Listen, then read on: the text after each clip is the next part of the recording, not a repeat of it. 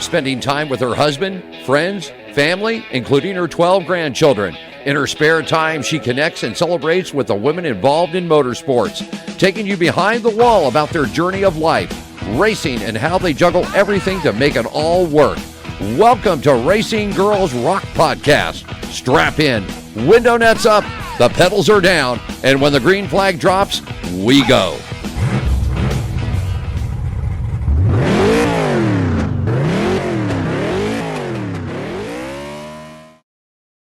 Hello, everyone. This is Melinda Russell with Racing Girls Rock Podcast. And today my guest is Ashley Zimmerman. Ashley lives in Illinois, and she and I have had a nice conversation to get us started. So before I go any further, I would like Ashley to tell us a little bit about herself so you can get to know her better. Ashley, go ahead. Hi, everyone. I'm Ashley Zimmerman. I live in Northern Illinois, just alongside the Mississippi River, right along Iowa. I grew up here. I have a 20-acre farm with horses. I barrel race. I actually have an equestrian degree from Blackhawk College and have rode barrel horses most of my life and rode under horse trainers and worked in the ag industry for most of my life. I'm the youngest of 5 siblings. My dad was into racing, and that's kind of where all of this stemmed from. My dad passed away in 2003, so it's just me and my mom, 2 dogs, and 4 horses right now. Okay, so why don't you tell me how old were you when you got interested in motorsports? What kind of motorsports? Just let's hear your story. So my story starts way before me. My parents started going to Knoxville, Iowa in the late 70s. My dad fell in love with it, made a lot of friends. And so they became Knoxville regulars. They started camping there every weekend. And I came along in 1986, and I was at the racetrack for the Knoxville weekend races when I was 2 weeks old. My mom would bring a pillow into the grandstands, and I would sleep on her pillow. And that was all I knew my whole life. Was we went to the races on the weekends. Everything revolved around going to Knoxville. Before I was born, my parents traveled to like Eldora and a few other places, but for the first 17 years of my life, all I did was Knoxville on the weekends, Knoxville during the nationals, Knoxville, everything. So I grew up around sprint car racing. My dad had a lot of friends that raced at Knoxville and were officials at Knoxville. Like we camped next Clark for most of my life. So I've grown up around one of the best flagmen in the industry, grown up around push truck drivers. Someone that I consider family was Rookie of the Year at Knoxville. His name's Tim Deaver. He was also one of the only Knoxville regulars back in the day to have ever won a feature at the Knoxville Nationals. So I just started out from birth knowing nothing other than sprint cars. Obviously, in 2003, when my dad died, I continued to be a part of racing, but I started to branch out and kind of explore things and get to go to a few different tracks locally and see more things and be a part of like the modifieds and late model stuff. But my heart has always been at Knoxville and always will be at Knoxville. That's where my home is. When I was a kid, I always told people that I felt like I was an Iowa resident, not an Illinois resident. I feel more at home in Knoxville, Iowa than I do anywhere else in the world. So I was in the Queen's contest when I was in high school for 2 years. I actually helped my friend in 2018 become the Knoxville Nationals Queen in the Queen's contest. This year I will actually be a 2021 Knoxville Nationals Queen judge. I was actually the flower girl in Christy Woodruff's wedding, and she is actually the person that is in charge of the Queen's contest now. She's married to Jeff Woodruff, Kenny Woodruff's son. So I've had a very unique upbringing in racing and have experienced a lot of different aspects that not a lot of quote unquote race fans would get to experience long before I ever started riding. Yeah, because the every weekend thing, like you said, that was just what you did, and there was never a question, was there? What are we doing this weekend? No, when I turned 16, I went out and got a job. That's what you do, right? And my dad actually got upset with me because I had a job that required me to work weekends. And he was like, now what are we going to do? How are we going to go to the races? And like, I was heavily involved in school activities. I was in marching band. I was in drama. I was in all these different clubs. And his question was never, how are you going to do all of this and maintain your grades? It was always, how are you going to do all of this and we're going to go racing? Like that was his biggest concern. And I mean, we figured out a way. We didn't go, every weekend as often, but we definitely made it work. But it was always his question was, how are we going to manage this and go to Knoxville? Yeah. Priorities, right? Priorities. Yeah, priorities. Yeah. Exactly. But I mean, I loved it. I didn't know anything outside of that, and I wouldn't change it going back. I would still manage to find that balance. It's always been my struggle. Now rodeos and barrel racing happen on the weekends. How do you go racing? Yeah, there's the benefit of live streaming, and now I can go try to balance both things. But for the most part, it's always, do I want to go to the racetrack this weekend, or do I want to go to a barrel race? And I'm not gonna lie, most of the time sprint car racing wins out. Yeah, absolutely. So what are you doing right now as far as personally involved in racing? What do you just go and watch? Are you driving a car? Tell my listeners what you're up to right now.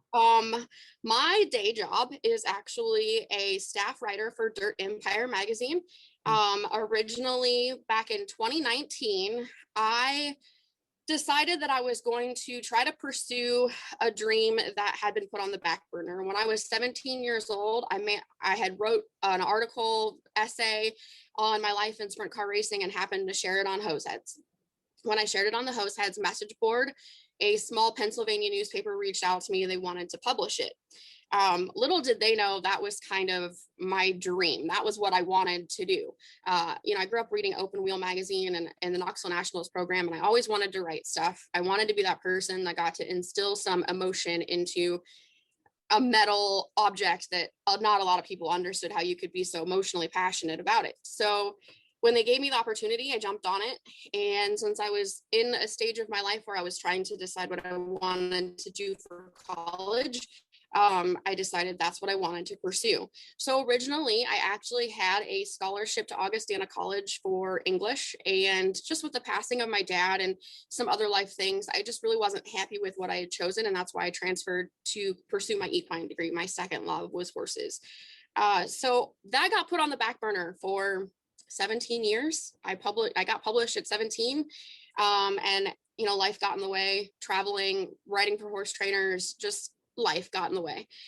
So in 2019, my best friend, his name is Billy Brickley. He actually was a lightning sprint star here in Illinois, kept pushing me. I had done some sponsorship decks for him, and he was like, you need to go back to writing. You need to do this. And I was like, I don't even know where to start. I don't even know what to do. I don't have a journalism degree. I don't have anything. Like, how do I do this?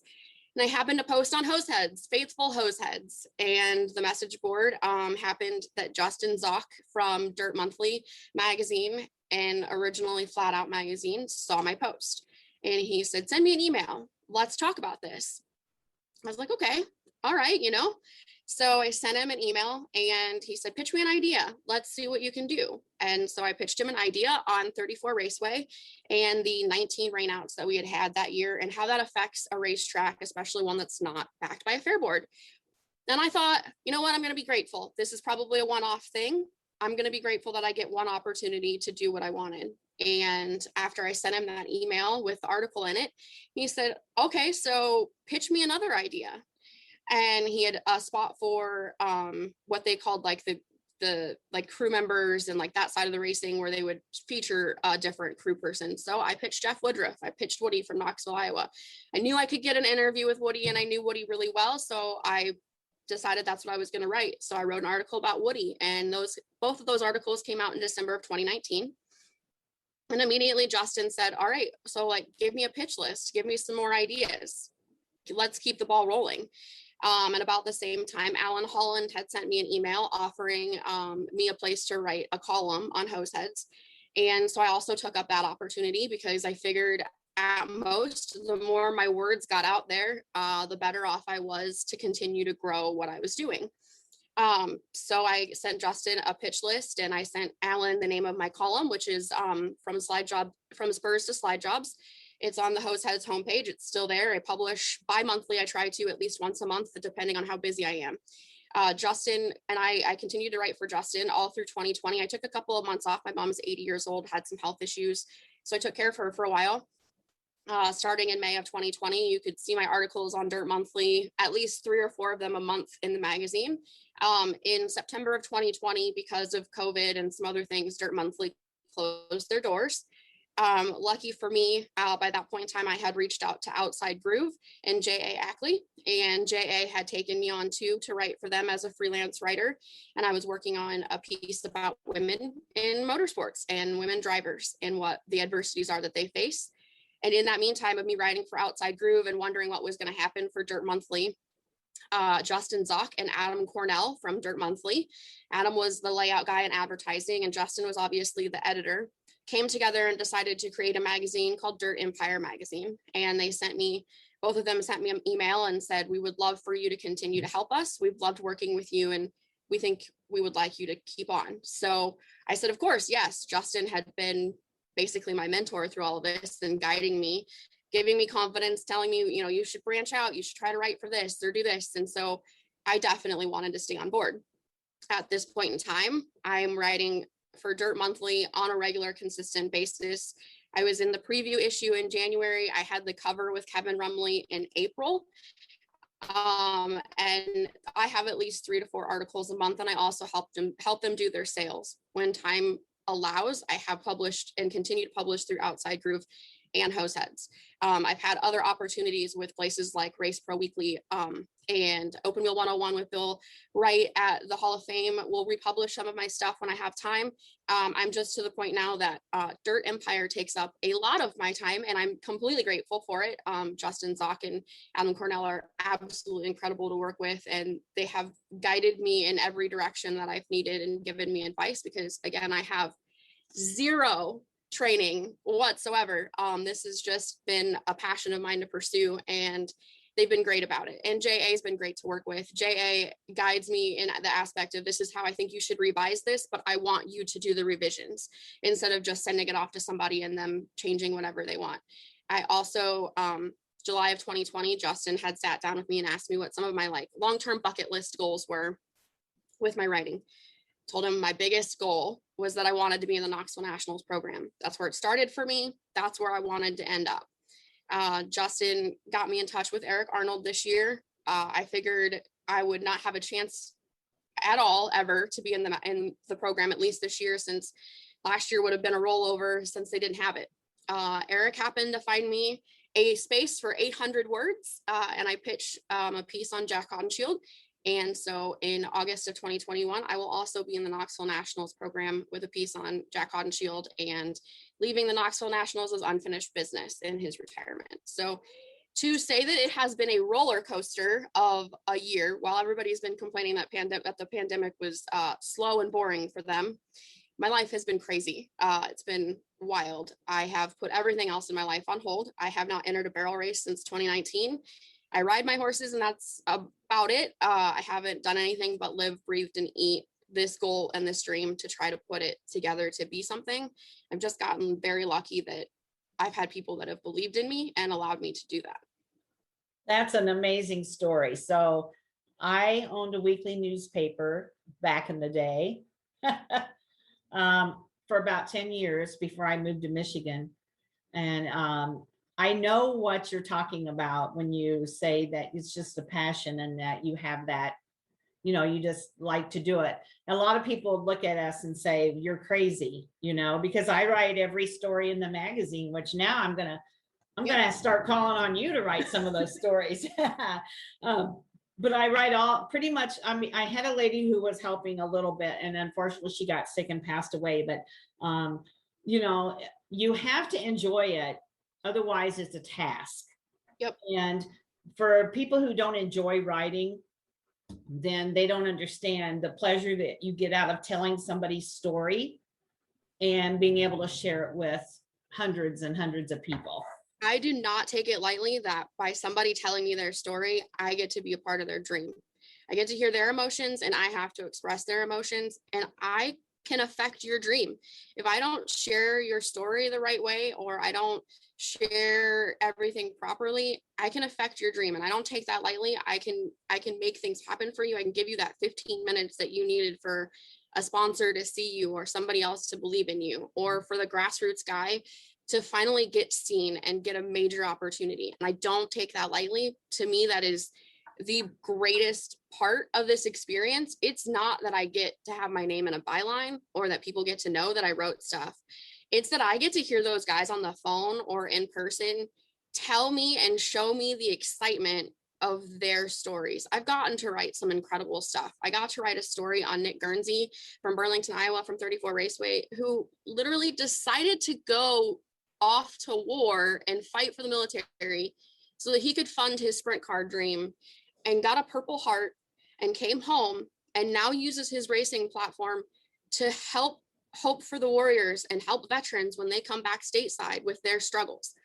If no one heard that story, they'd be missing out on an immensely incredible man. And I've gotten to make friends with people like him. I've gotten to do a story on James Brody out of Minnesota, who has become a great friend of mine, but also you will not meet a driver that has more passion. And he races with his little brother and his dad, and they have their own motor shop, and they do everything on their own. You know, it's incredible to be able to meet people with the same level of passion. It almost gives you more motivation to want to keep going yourself. I couldn't ask for better hype people than people in our industry. Dirt track people are incredible, and their stories even took me forever, lots of harping from Justin Zock, to realize that even my story is unique. I didn't just grow up somebody sitting in the grandstands. You know, I got to wake up every morning and eat breakfast with Doug Clark at Mr. C's on Sundays. Or I got to eat breakfast with Keith Hutton and Jenny Hutton, who were great friends of my dad. And it was a tragedy to lose Keith Hutton. But his wife went on to be a safety inspector for IndyCar and to create the first Nomex sports bra for women. I got to write about her. I've gotten to write about people that were my heroes growing up that I didn't even realize were my heroes and how they were affecting the industry. Because to me, it was just going to eat dinner with Woody, and I was in Woody's wedding. And now it's like you tell people that, and for the first time in my life, because I've not always been surrounded by sprint car people, people are like, you know Jeff Woodruff, you know who Woody is? And I'm like, yeah, I mean, I'll always have, you know. So I don't take it lightly that I get to share people's stories, and I've gotten blessed that I've gotten to share some incredible stories. I've got to interview Flea Brusick, and most of my sprint car friends were so excited because Flea's just an incredible person and a legend in our sport. And he's in my corner. I did a good job with the interview. I did so much research and I asked questions that people don't normally ask that are overlooked. And he's in my corner and he helps me and he tells me he's proud of me. And for somebody who lost their dad in 2003, that's pretty incredible. That makes needed that, didn't you? Yeah. Yep. So I'm very thankful that my dad pursued sprint car racing as hard as he did and tried to figure out how we were going to do this with his daughter having a job at 16, because a lot of people don't realize my family, I have just my mom. I'm estranged from my family. For whatever reason, they've all chosen to do their own thing and they don't want anything to do with me. So I have just my mom. Racing people going to the racetrack, my racing family has always been my family. So it's great that I finally get to share what that feels for me. Yeah, I can hear it in your voice, how important it is to you. And you know what? The racing family, you know, blood family is one thing, but the family that chooses you to be family is much stronger bond than the blood family. And so, Ashley, you are blessed to have your mom and to have all those people who you've not only told their stories, but they would probably do anything for you because they're part of your family. And so you just keep reminding yourself how blessed you are to have those people, because you really are. And, you know, you're talking about telling the story. So I had somebody ask me one time, well, what famous people have you written about? And I said, well, I did a story about Samantha Bush and the fertility, but I said, most of my stories are about people you've never heard of. Yep. You know, the people that are famous get the press, right? Yep. And not that I don't want to interview them, or not that I wouldn't, you know, I definitely would. But there are so many, there's hundreds and thousands of women who have wonderful stories just like yours that deserve to have their story told. And, you know, people who've gone through adversity and stuck with racing because that's the one thing that they could, you know, fall back on that meant the most to them. I mean, the stories are just unbelievable. And I love that you're telling those same kinds of stories. Well, I'll take it even one step further. Dirt Empire magazine actually has a segment called Auxiliary Power, and it is for the women behind the scenes. We primarily focus solely on the women behind the scenes. So not only have I written articles about the adversities that women face in racing and women like Jenny Hutton, but every month, every issue, we focus on another woman in dirt track racing. So in January, in our preview issue, I interviewed Zan Hodenshield and talked about what her role is with the 17 team and what she does behind the scenes and how she helps Sheldon from day to day and helps the team. In March, I interviewed Lauren Stewart, who was Brian Clausen's fiance, and we talked about her life as a promoter and the Shamrock Classic and the future of the Shamrock Classic and things that she's dealt with and experienced. And this month, I did a racetrack spotlight with Jessie Minat of 34 Raceway, and we talked about what life is owning a racetrack and her role as a woman and a promoter. And next month, we'll have somebody else in an auxiliary power situation or a racetrack situation that is a woman. That is one of our primary focuses, is not just stories below the headlines, but also the women behind the scenes that get to impact racing in ways that people don't realize. And it's exciting for me because when I was growing up, I was in an era where there weren't very many women race car drivers. And, you know, it was a huge deal when Natalie Slater got in a car, or when Erin Crocker won the World of Outlaws race and became a legend in her own right. So it was the big deal for me to be able to write about women, because I grew up as that just being taboo. And so it's exciting. And it's exciting for me because, you know, I look at other magazines and I see how many women are in the bylines, and I see how many times a woman gets published in each magazine. So it's very exciting for me that I open Dirt Empire and I see multiple articles of mine, because it's not just that I'm doing something for myself, but I also know that I'm doing something for all of us as women. Yeah, and so before I forget now, this ran across my mind. I want to know, so how can we find those magazines that you're writing in? Are they digital? Are they print magazines? And where would we go to find them? So you can find Outside Groove at www.outsidegroove.com. You can actually sign up for their digital newsletter. So each week you'll actually get a newsletter emailed straight to your account telling you what the new headlines are, but they publish almost on an everyday basis, and they're digital only. And they have like a subscription box and t-shirts. And what people should know is when you purchase something from Outside Groove, whether it's a subscription box or a t-shirt, you are funding the freelance writers that write for that page and for the photographers. That is how they continue to create content and to be able to pay us. So you always want to support them in whatever way you can. Dirt Empire magazine is actually print and digital. So you can go to www.dirtempiremagazine.com and you can purchase a subscription, and you will get a magazine mailed to you, but you will also have digital content accessibility. They are monthly during the race season and bi-monthly in the off season. And then you can also find me if you go to www.hoseheads.com and scroll down to the front of the page where it says columns. There is a column titled From Slide Jobs, or From Spurs to Slide Jobs, and it's got my name on it, and it'll tell you every new date that something's published. And you can, it's more editorial, more in your feelings, more of like my stories.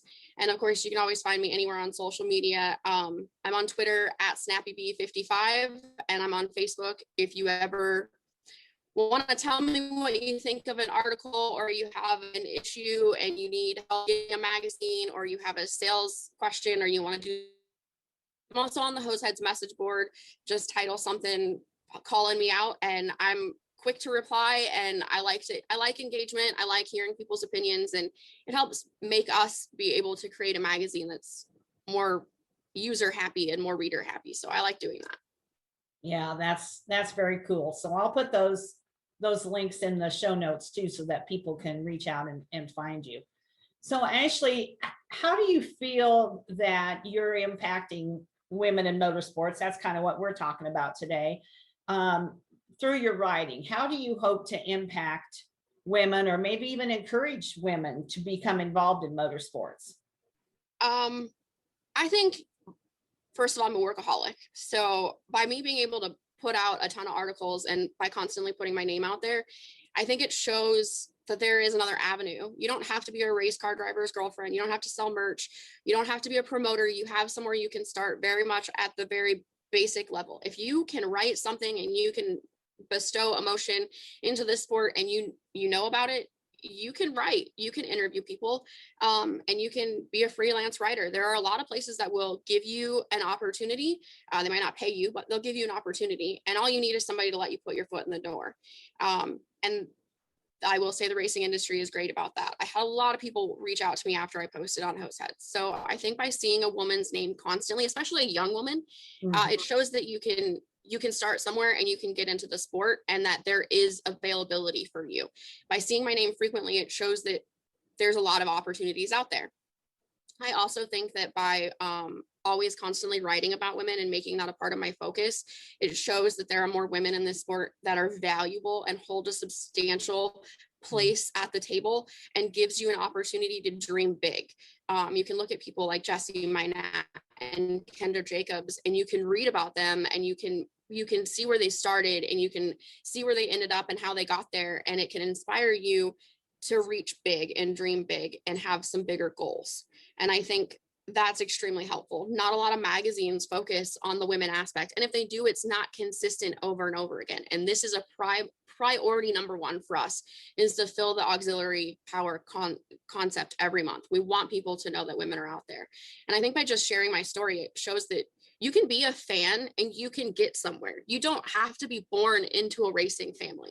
I was born into a family that loved racing. My dad would have never raced, but I was born into a family that was passionate about everything they were involved in.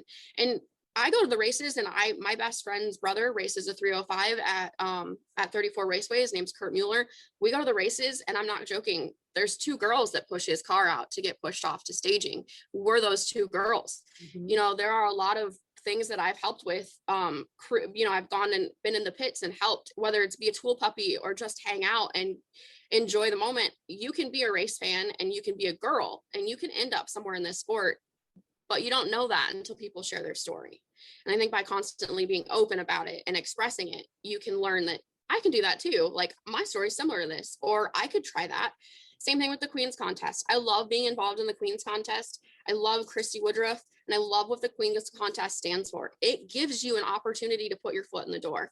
You can do great things by being a part of the Queen's Contest. Kendra Jacobs was a Knoxville Nationals queen, and look where she is now. And I love being a part of the Queen's Contest and getting to see these women that are passionate about racing and getting to give someone an opportunity to do something with it.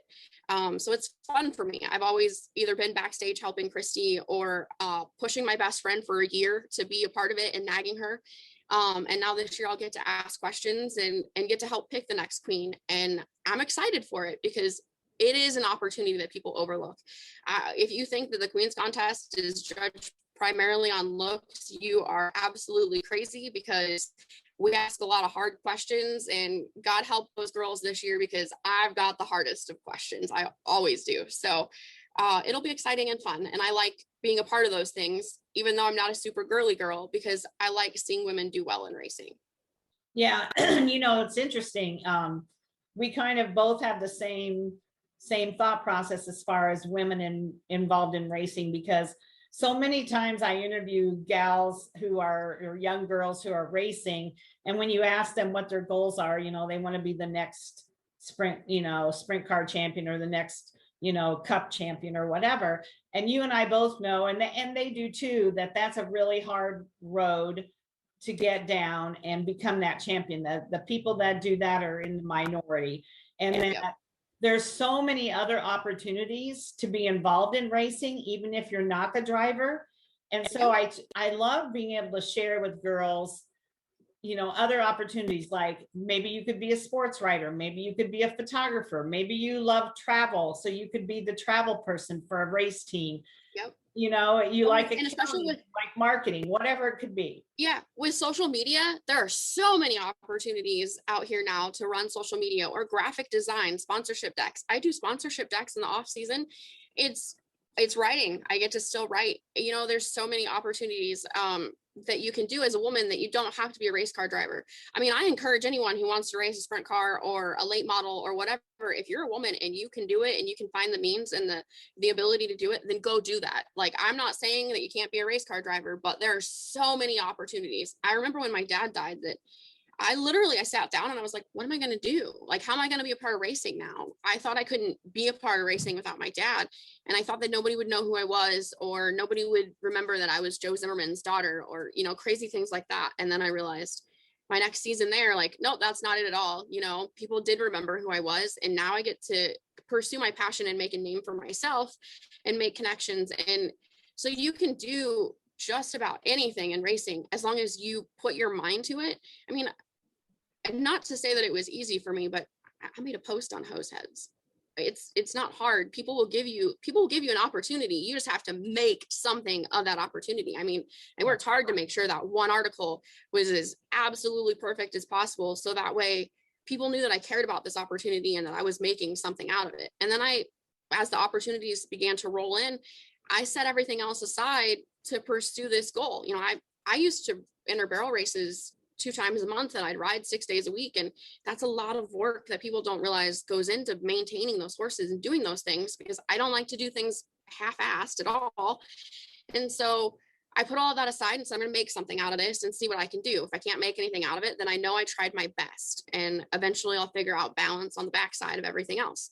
And, you know, it took my best friend 2 years of harping on me and telling me I needed to do this before I finally listened. So if me speaking up and saying, I listened, it took 2 years, but I listened. And now Billy just tells me, stop asking me if stuff is good, just submit it. You're doing a great job. Then I want someone else to hear that, so that they don't take 2 years and they can find their place and they can chase their goals. There were 17 years between me getting published. I didn't have to have 17 years. I just didn't know the opportunities were there.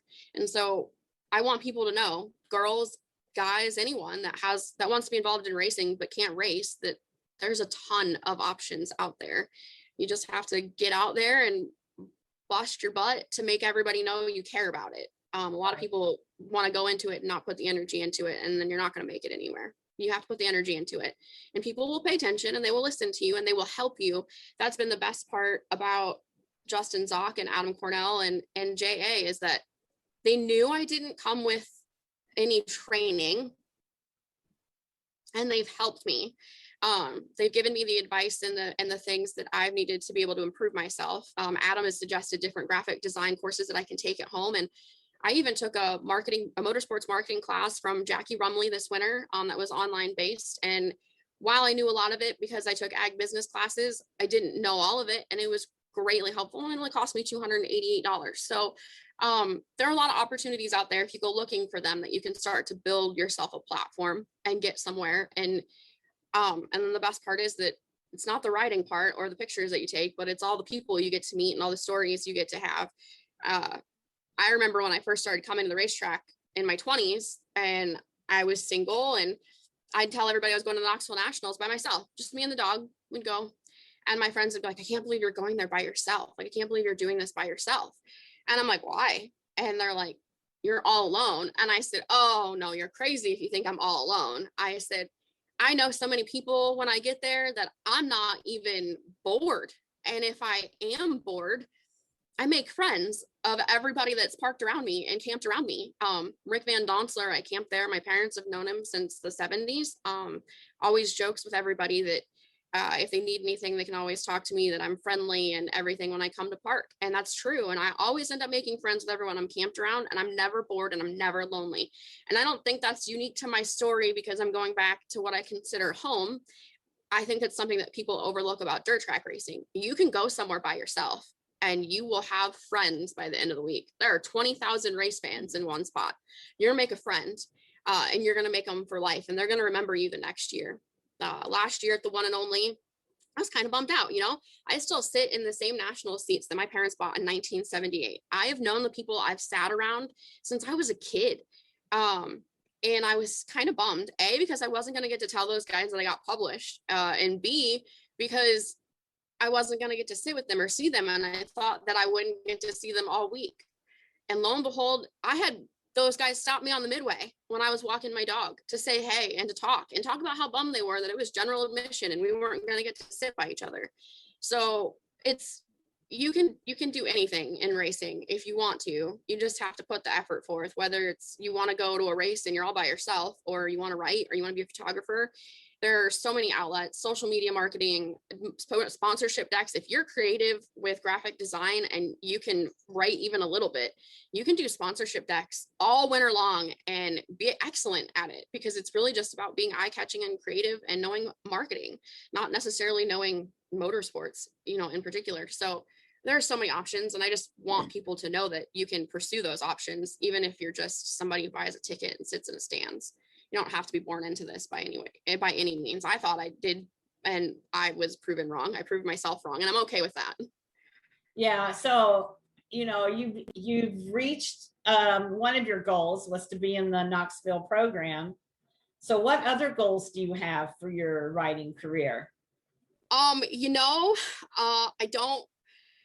Haven't revisited them yet. I just submitted my program piece at the beginning of this month. So it's kind of still surreal for me that this has actually happened, especially because my friends will tell you that I am a Jack Hodenshield fan club member since I was like 3 years old. I love Jack Hodenshield. So I really knocked two things off my bucket list. And I got to interview Jack Hodenshield, and I also got to be in the Nationals program. And things have just, this is snowballed so quickly. This is my full-time job now, besides taking care of the farm and my mom. And that wasn't something I thought was going to come within, a year and a half. And I write for multiple places. Again, something I didn't think was going to come in a year and a half. And so I haven't really revisited my goals yet. I want to balance back in being able to go to barrel races and go to sprint car stuff. That's a slow process. Just because 2 years off means I'm kind of starting over. And I'm okay with that too, but I really don't know what I want to do. I want to do some more sponsorship decks. I really have fun doing that in the off season. I've only done a couple every year, but I'd love to do more. I'd love to do more social media engagement and really talking to fans and getting to engage with them. And I want to grow on the advertising side. I just picked that up this spring. And while I have a lot of advertising experience, being a sponsored barrel racer and pursuing stuff that way, I don't have a ton of connections yet in the racing world. So I'd love to grow on the advertising side of things as well. But right now I'm just trying to, I'm not good at embracing and enjoying the moment and living in the moment. I like to just keep stacking new moments on top of each other. So right now I'm really trying to enjoy the moment. I've done some big things this spring. I got my first cover.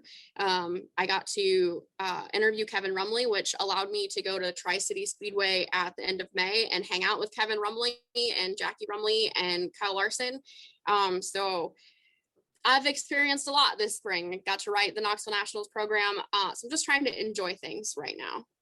That's my main thing. Enjoy what I've gotten to accomplish, and just take a minute to build on that. That's the main thing. So. And that's good, because you don't want to look back and be like, oh, I wish I had done this or that. Right. And I kind of let it slip through my fingers. And so appreciate the opportunities you've had and enjoy the success that you're having. Yeah, when Jackie sent me the text message to say that they were coming to Tri-City, and she's like, I don't know how far that is from you, but if you'd like to come, we'd love for you to come down. And I Googled it. I was at dinner. I was at my birthday dinner with a friend, and I Googled it, and I was like, man, it's 4 hours. I'm like, screw it. It was Friday when she invited me, and the race was on Tuesday, and I was like, I'm going. And I looked at my best friend and I said, hey, Jace, you want to go to Tri-City? And he was like, do I have to take off work early? And I said, yeah. And he's not even a race fan, but he knew how big of a deal it was for me. And so we went. I drove 4 hours down and 4 hours back in one night. And it was an experience that you don't get to turn down.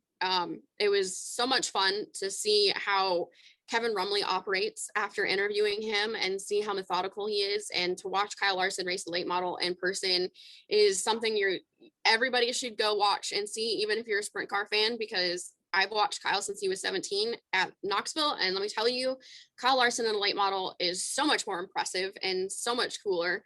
And I'm not a late model person, but it was pretty dang cool. So I'm trying to enjoy those moments. that's the biggest thing. When I told my friends that that's what I was going to do, Billy, my biggest supporter, he was like, please tell me you didn't say no because of the drive. And I was like, are you stupid? No, I went. That's my biggest thing right now, is just enjoying the opportunities that are coming from interviewing people and getting to enjoy those experiences. It's really fun for me to go to the racetrack and put faces to names and like get to talk to people after interviewing them and hearing their stories. So that's I'm trying to live in the moment and enjoy what I've gotten to do so far and where it's gotten me, because it did happen so quickly. So that kind of prevented me from really taking in everything I was doing, because it always seemed like every time I opened my email, I was growing one level faster than what I was anticipating doing. So it's just right now it's trying to enjoy the moment and enjoy what I've got. So I like what you said about meeting people that you've interviewed, because I feel like after I've done a podcast interview or a magazine interview, then I feel like I really know the person, because sometimes they share things with you as the interviewer that you wouldn't necessarily know about them in another setting. Right. And it's interesting that then when I see you, Ashley, and I meet you for the first time, it's like we're long lost friends, because we've shared, our time together, and you do just feel like you really have gotten to be friends with those people. And I love that part of it. I had never met Nick Guernsey until I wrote his article. After his article came out, I went to the racetrack and I met him. And then I did his sponsorship deck over winter. And the first time I walked into their pit this year, I felt like I was going to hang out with my best friends. We've talked enough, and Nick is big on joking and big on giving you a lot of crap and sarcasm. And now when you go to 34, we were just there for the Sprint Invader show, and we were walking down the pit road back to Jamie's brother's pit, and we had snacks for everybody, chicken strips, everything else. And I joked and I said, Nick's not racing tonight because it's a 360 show. I said, but he's here helping somebody. We better watch out, because he's going to jump out of nowhere and try to get us. And that's exactly what he did. We were like 2 cars down later, and he was like, hey, did you guys bring me food? And just came out of nowhere. And so, yeah, you get to be friends with people and know things that you wouldn't necessarily get to ask questions of them if you're in the pits. I think that's my favorite thing, is like getting to ask questions that race fans, you think about once you go home or once the opportunity's over and you're not just standing there in their pit box. And that's the fun part for me, is getting to be like, well, I bet somebody would want to know this. And we actually do a segment at Dirt Empire called Dirt Empire Asks. And you can hashtag DE Asks on Facebook and like us on Facebook and submit questions. And we literally just ask fan questions that they would have wanted to ask somebody if they were at the racetrack, because you never think of them when you're standing there in the pits, or if there's a line of 20 people behind you, you're not going to ask those questions, but they're the questions that like harp on you and make you be like, I wish I would have asked it. So it's fun to ask those questions too, because it's stuff that I don't think about necessarily all the time. Like I just asked Robert Ballou like what the coolest trophy was that he'd ever gotten. I would never think to ask that, because my brain thinks so much further past like things like that. And it was a Henry rifle, and it just blew my mind, because it's not something I normally would ask, but it's also a question that actually fascinates me with the answer, because I mean, trophies in racing are they're always so diverse and so different. So it's fun to ask questions like that too, and get to do things that fans would want you to ask and experience things. And so you really get to know somebody. I feel like I could walk up to anybody that I've interviewed and be like, hey, I'm the person that interviewed you, 2 weeks ago or whatever, and be welcomed and feel welcomed and not feel like I was intruding by walking up to say anything. I also think that's unique of dirt track racing, though. I don't know that you get that everywhere you go.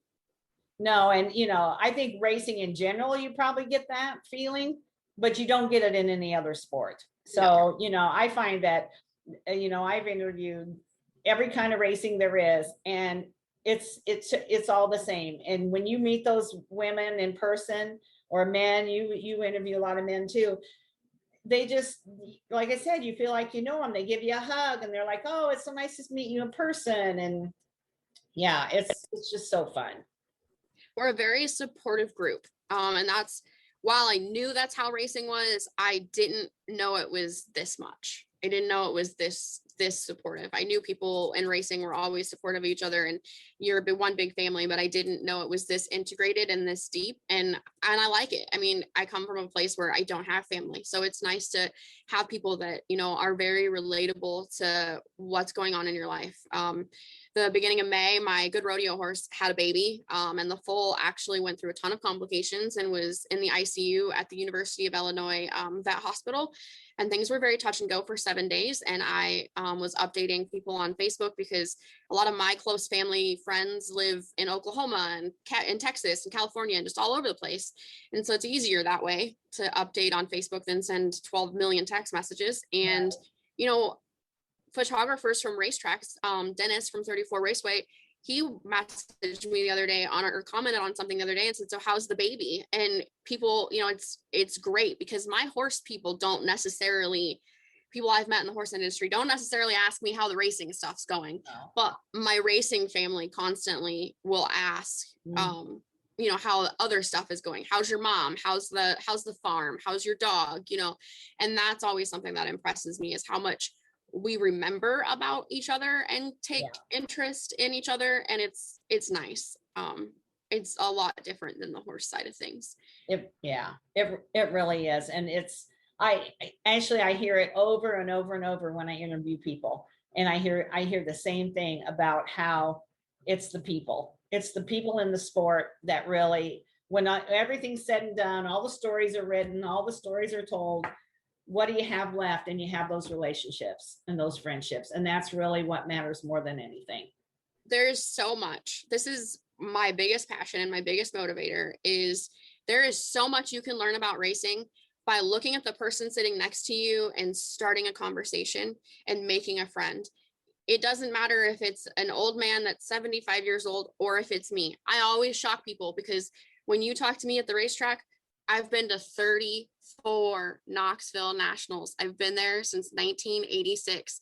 I have heard the stories of the poker games and the water truck being stolen and parked on the courthouse lawn and the things that you will not learn unless you turn to the person sitting next to you and you ask them how they're doing and you have a conversation. My biggest passion is those stories will die when those people stop coming to the racetrack, and that will be a part of our history in racing that will be gone. And that's how we started. The reason there's the World of Outlaws is because they were outlaws. They were wild. They did crazy things. Right. And so if you don't ask people those questions and you don't have a conversation and make a friend at the racetrack, you'll never know. Some of the greatest things I've heard at the racetrack is simply because I've talked to the person sitting next to me that I didn't know. Mm-hmm. And that's how you get to know people and you get to find things out. And I encourage everybody, that's my biggest thing. If you read my Hose Heads column, I preach it over and over again, is stop and talk to the person sitting next to you or somebody at the racetrack and ask how they ended up here. Because I guarantee you how they ended up to you is one of the best stories you'll ever hear. They have some of the greatest things. I mean, I never even knew my dad was a part of the poker games at the Knoxville Raceway after the races with all those people until I was in the Queen's contest and I had to introduce myself to somebody at a dinner. And they said, "You're a Zimmerman? Are you Joe Zimmerman's daughter from Illinois? You ought to go back and ask your mom about the poker games." And that's how I found out about all of that stuff. If I'd not asked somebody, nobody would have told me. And so that's kind of what encourages me to ask a lot of weird questions when I interview people or hard questions, because if you don't ask them, the stories won't be out there because it's not stuff that we talk about anymore. You know, it's very taboo now to talk about things like somebody used to steal the water truck at Knoxville Raceway and park it on the courthouse lawn. So if you don't ask those questions, those are the best stories. I know they're the stories. Those are the greatest things to hear. So if you don't ask them, you'll never hear them. And then you're missing out on a whole part of our history and nostalgia in racing that is what I think is the greatest part of racing. Yeah, it's great to watch Kyle Larson whoop everybody's butt for an entire summer. And those stories are awesome too. But when I hear people talk about things that happened back in the 80s and the crazy stuff they used to do, that's what gets me excited, because they did way cooler stuff away from the racetrack as friends and family than we do now. Yeah, that's true. Well, Ashley, this has really been a joy to talk with you and hear your story and learn about your writing. I'm so glad we were able to connect and that I could share that with people today. And hopefully, maybe somebody that's listening will reach out to you and say, "Hey, I want you to do my sponsorship deck. I want you to write a story about such and such," because it's obviously your passion. And And I know you put 110% in everything you do. So I'm hoping that you get some feedback, at least from telling your story here. So any last words that you would like to share? I appreciate the opportunity. It's a very different situation to be the one being asked questions. If anyone ever, if you see me on a racetrack, I'm very easy to spot. I have wild and crazy hair all of the time. Right now it's teal and purple. So if you see me at a racetrack, don't hesitate to say hello. I love talking to people and making new friends. If you read something you really like or anything of that sort, drop me a message, send me an email, follow me on Twitter, whatever. I love talking to people and getting to know people, even if you're just a sprint car fan. It's my passion to get to hear everybody's story. So don't hesitate to reach out or stop and say, hey, we're a very welcoming group. So. All right. Well, that sounds good. And hopefully I'll see you at a track sometime this summer. Yeah, I look forward to it. Thank you. Thank you for listening to Racing Girls Rock Podcast. Follow us on Facebook at International Women's Motorsports Association or on Instagram and Twitter at the iwmanation. And if you know someone that should be on our show, drop us an email at iwmanation@gmail.com.